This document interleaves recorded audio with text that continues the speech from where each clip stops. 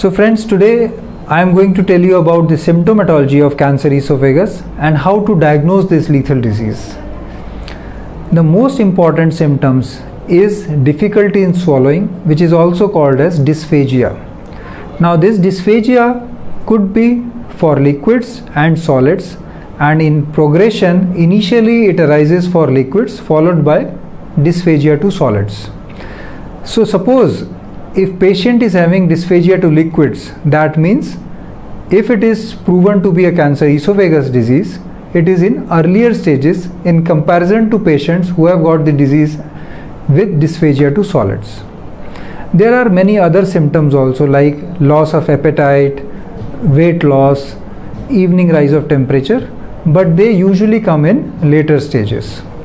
Now coming to the diagnosis of this disease, there are various modalities to diagnose, but the most essential and initial investigation is endoscopic examination of the esophagus, by which we put in a telescope inside the esophagus through the mouth of the patient and see if the cause of dysphagia is actually cancerous growth, because there are few other causes of dysphagia as well.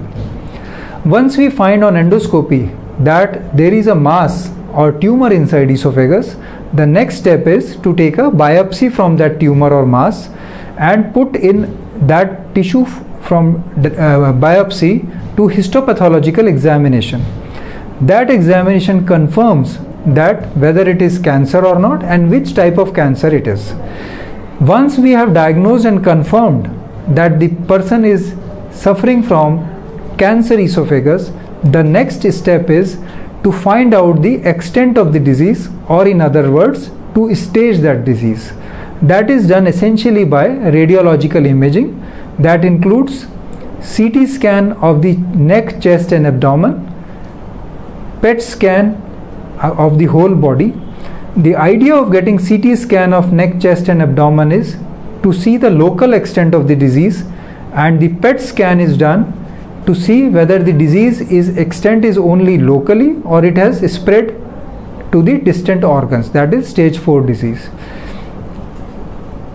So friends, be aware of these symptoms and the diagnostic modalities available for the proper diagnosis of this disease. Thank you.